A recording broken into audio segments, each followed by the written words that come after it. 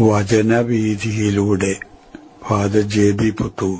വിശുദ്ധ ലൂക്ക രചിച്ച നമ്മുടെ കർത്താവ് യേശുമിശിഹായുടെ പരിശുദ്ധ സുവിശേഷം. അധ്യായം 15 8 മുതൽ 10 വരെയുള്ള വാക്യങ്ങൾ. കാണാതായ നാണയത്തിന്റെ ഉപമ.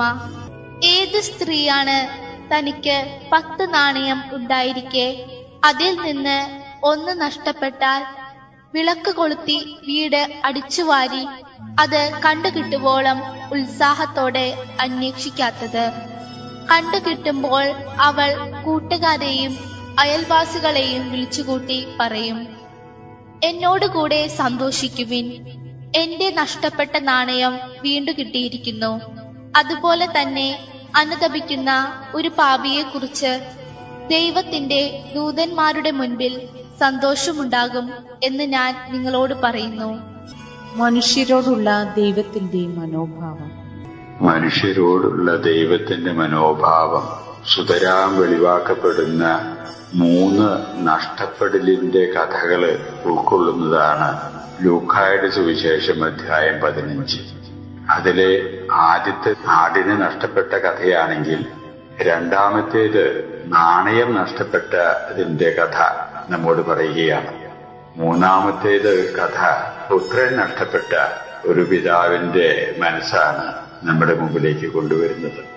എന്നാൽ പ്രകൃതത്തിൽ പ്രസക്തമായ നാണയം നഷ്ടപ്പെട്ട ആ കഥയിലേക്ക് നാം ഇന്ന് തിരിച്ചു വരികയാണെങ്കിൽ, ഒരു സ്ത്രീക്ക് 10 നാണയങ്ങൾ ഉണ്ടായിരുന്നതിൽ 1 നാണയം നഷ്ടപ്പെടാൻ ഇടവന്നു. നഷ്ടപ്പെട്ട നാണയം കണ്ടുകിട്ടുവോളം അത്യുത്സാഹത്തോടുകൂടെ എല്ലാവിധ പരിശ്രമങ്ങളും നടത്തുന്ന ഒരു സ്ത്രീയാണ് യേശു നമ്മുടെ മുന്നിലേക്ക് അവതരിപ്പിക്കുന്നത്. ആ പരിശ്രമത്തിന്റെ ഫലമായി നഷ്ടപ്പെട്ടു പോയ നാണയം ആ സ്ത്രീക്ക് തിരികെ കിട്ടുന്നു.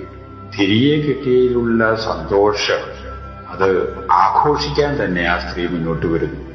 തന്റെ സന്തോഷത്തിൽ പങ്കുപറ്റുന്നതിനു വേണ്ടി അയൽവാസികളെ പോലും വിളിച്ചുകൂട്ടി നല്ല വിരുന്ന് സൽക്കാരം തന്നെ സംഘടിപ്പിക്കാൻ പോലും ഇടവരുന്ന ആ സ്ത്രീയുടെ മനോഭാവം, നഷ്ടപ്പെട്ടു പോയ നാണയത്തിന്റെ മൂല്യത്തേക്കാൾ കൂടുതൽ മൂല്യം ചെലവ് ചെയ്യാനൊന്നും ആ സ്ത്രീക്കൊരു മടിയുമില്ല.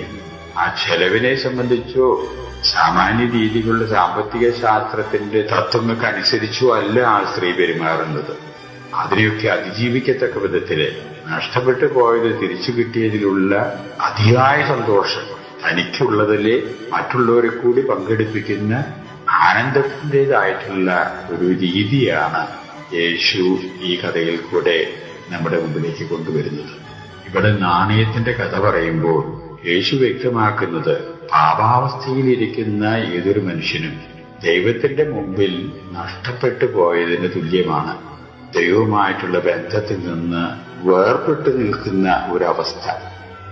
അങ്ങനെ നഷ്ടപ്പെട്ടു പോയ ആ വ്യക്തി തന്റെ തെറ്റിനെപ്പറ്റി തിരിച്ചറിഞ്ഞ് അനുതപിച്ച് തിരിച്ച് വരാൻ ഇടവരുന്ന ആ സാഹചര്യം ദൈവത്തിനും ദൈവത്തിന്റെ ദൂതന്മാർക്കും സ്വർഗ്ഗവാസികൾക്കൊക്കെ ആനന്ദപ്രദമായിട്ടുള്ള ഒരവസരമായിരിക്കും അത് എന്നാണ് യേശു നമ്മുടെ മുമ്പിലേക്ക് കൊണ്ടുവരുന്ന സത്യം.